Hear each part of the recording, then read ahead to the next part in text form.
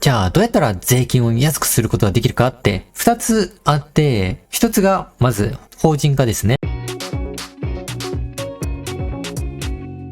今日もビジネスお金について考える個人事業主 YouTuber です。当チャンネルは無職ニートとして生活するために世の中のお金に関わる問題を解決しているチャンネルです。内容は友人が経営している飲食店モティマハールという橋にあるんですけど、その EC サイトの構築をすることになりました。私が手伝った暁には売上の 10% を私がいただくという口約束ができました。契約書を書いとけばより安全でしょうね。なんでこの2つに分かれる必要があるのか、一枚岩じゃないのかっていうのは2つあって、私が生活する資金が欲しいっていうのと、あとはこの資産の分っていうやつですね。累進課税、税金を逃れる、節税するっていう、そのモティマハル飲食店、そのメリットは、この個人っていうのは、累進課税って言って、いっぱい稼げば稼ぐほど、その税率っていうのが比例して上がるんじゃなくて、二次曲線に上がっていくんですよね、ぐんって。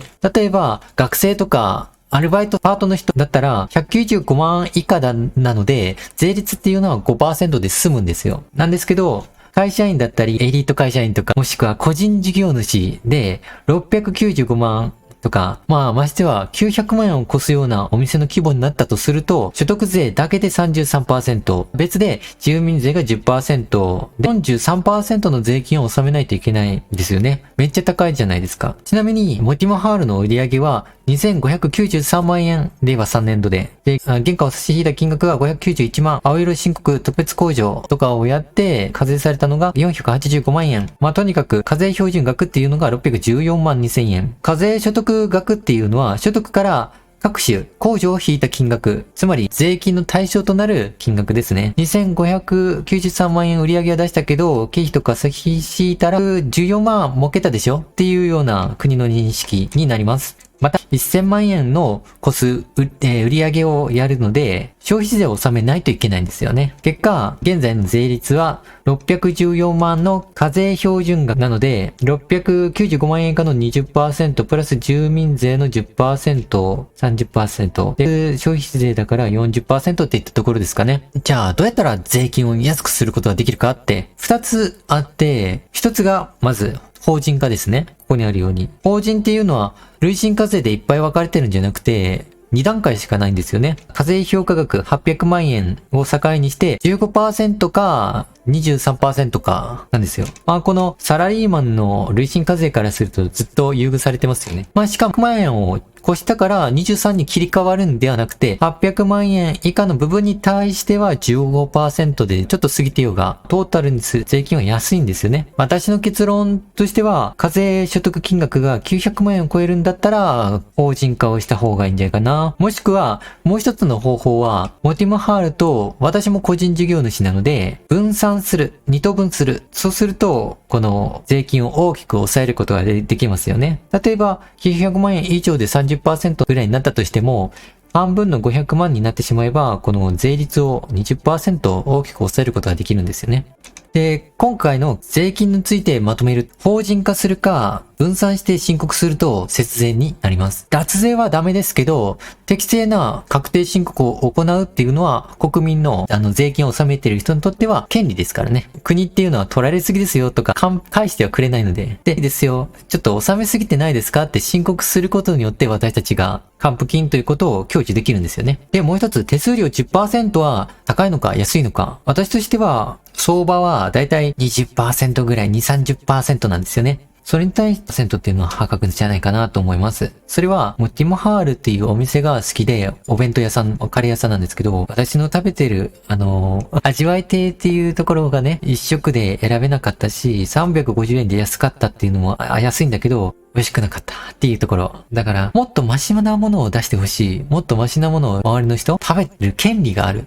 と思ってね、豊橋市の働く人たちの食べる休憩時間をもっといい健康なものにしたいなと思ったんですよ。だから今回 EC サイトに加わったんです。事業に。ちなみに UberEats の手数料は 35%、プラットフォームの利用料が 10% で、スタッフの利用料が 25% 高いんですよ。で、キャンペーンとか雨が降った日のブースト、チップですね。それの合わせると 55% 半分以上手数料なんで、全く利益が残らないんですよね。そっからまた原材料と従業員の給料を引かないといけない。何も残らない。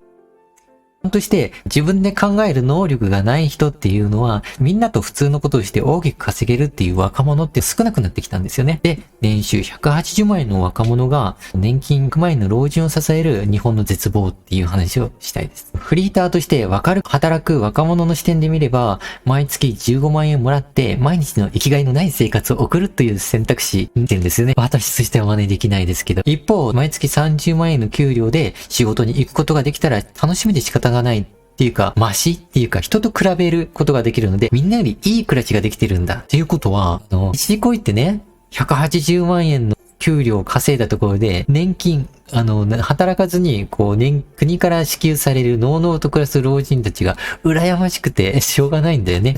これって何なので、大きい反響を受けたっていう話です。生活保護より稼ぎが少ない、もっぱら。年金だけで厚生年金とか自立した企業に働いている人にとって、人からして年金だけで50万円を手にする人も珍しくはないみたいですね。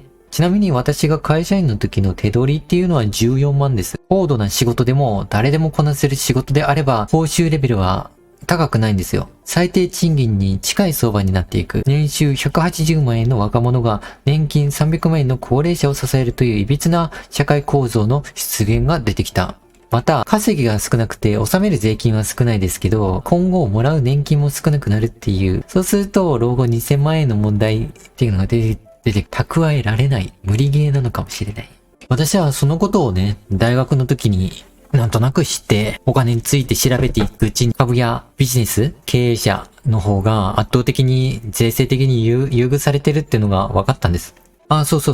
企業は世の中の仕組みで会社員を優遇されてる件。今回私が EC サイトを作るときに利用する国からの補助金、IT 導入補助金って言うんですけど、これ、補助金を使うんです。制作するんですけど、一体いくら補助してくれるか。実はこれね、結論言うと半分以上補助してくれるんです。66% ぐらい。もっとだ。これサラリーマンに補助とかないですもんね。起業するときにマイナスが大きく出るのは間違いないんですよ。で、次の年に儲かったとして課税されるはずの税金。それを去年の負債で相殺することができる。すごくできてる。よくできてる仕組み。これはね、株も同じようなものがあるんですよ。私は今年10万円の配当金があるんですけど、これを分離課税っていう従来の方式だと20.315% 取られて、2万円ちょっと取られるんですけど、これが課税にして配当控除っていうのを利用するとタダになるんですね、私の場合。NISA 使わなくても。すごく有利にできてる。よし。最後にまとめです。日本国民 99% は資本主義に騙されて生涯を終えています。自分の財布と関係ない会社の横領事件とか政治家の賄賂のニュースを見て、あいつクズだよなとか、でも相手を批判したところで自分のお金増えますか？自分の能力褒めてくれる人いますか？いないんですよね。無駄なんですよ。で、税金について詳しくなったらいいはずなのに、そのお金を解説している、税金の解説しているの方法、ふるさと納税、また企業のやり方、ビジネスのやり方、これを解説しているニュースっていうのはあまりない、ほとんどない。まるで、娯楽がいっぱいあって、パチンコとか、映画、ドラマ、バラエティ、まるで何かから目をそらさせてるような、日本国民、資本主義のね、働くサラリーマンっていうのは賢くなっては困るんですよ。他人を批判して自分が裕福じゃないって言い訳をする。イケメンじゃないのは誰のせい？親のせいなんだとか、悩んでも解決にしない貴重な時間をね、浪費してるんですよね。自分にはどうすることもできない。知ってるだけの知識のは自分ができる範囲、自分の体が動ける、運転できる車、本。これが自分の影響力の範囲。この部下や使えるお金、自分の影響力を大きくしていく、これに注力していくべきです。できなかったことができるようになっていくこと、これが人間として幸せだと思うんですよね。お金があれば、家族や友達と好きな場所に行って好きなものを食べて好きな時働かないで子供にはクリスマスプレゼントお金がないからといって大学に行かせられなかったのがとかそういうこういうのは私は我慢できない。友達100人なんか必要ないんですよ。100人いたとしたら休日は遊びだけで何の進展はないし全員遊べるわけがない。家族大体会ってないじゃないですか、そういう人。遊び人ですよね。家族、恋人、ビジネスパートナー、大切な人とに時間とお金を使う。そうすることによって、どうでもいい人にかけるお金と時間がなくなって当然なんですよね。自分の現状と向き合って理想を持つ。事業に協力してくれる仲間と関係性を持つべき。アメリカの起業家ジム・ローンは、友達5人の平均があなたになるって言ってました。社長の友達は経営者、社長っていうのが多い。コンビニでたむろしてるヤンキーから、あ、俺、会社、社長なろうかな？東大に行こうかな？っていうやつは、いないですよね。進学校だったから、次は大学に行こうかなっていうのも、やっぱり周りの友達の影響が大きいんですよ。最後にね、私のことですけど、人の本音をバカにしたり、相手にしてくれない人っていうのは、もう縁を切った方がいい。そういう友達でも何でもないです。友達のふりして、俺は仲間がいるとか、自己満足のために、承認欲求のためだけにマウント仕掛けてくる、フレネミーっていうのと一緒なんですよね。友達に見える敵、フレネミー。友達っていうのは偽善者として、君のためを思ってやってるんだよ。って言ってくる。でも、自分が悩んで調べた、自分の知識と経験に劣る友達からアドバイスって説得力全然ないんだよね。最後は自分を信じきる VTuber のもう一つの自分が応援してくれる。私にこのアバター、小春小貫が小さな結果を残せば仲間がちょっとずつついてくる。メジャーリーグを引退したイチロー選手もとんでもないところまで来た。それは最初の子供時代の一歩だ。あれから始まって、その積み重ねだって言ってました。大きいちっちゃい毎日の積み重ね、自分と向き合う。そうすることに気づいたらとんでもないとこまで来ている。会社だってそうだと思う。2023年今年は私は会社を作る。みんなからバカにされようが無理だと言われようが私は作る。わかってる。確信してる。この動画が良かったな。次は、この木は何を考えてるの？次は何がしたいのっていうのは気になったんであればコメントよろしくお願いします。ライブ配信もたまにやっていて、90円のメンバーシップに入ったらアーカイブが見れるようになっています。また、これはビジネスの根幹でもあるため、誰もやってない、まだ。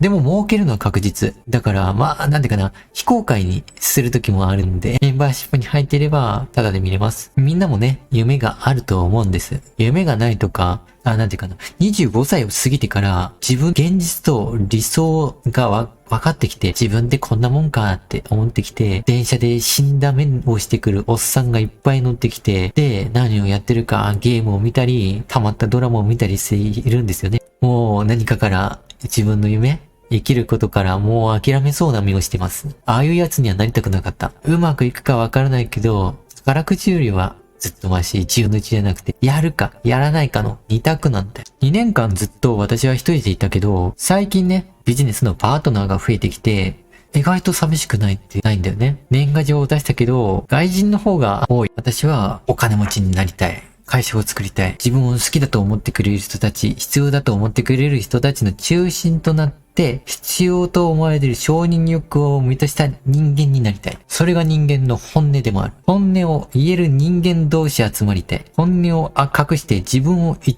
る。そこに幸せな時間はない。人生は一度きり。楽しんだもの勝ちなんだ。では、またの機会に、またの動画にお会いしましょう。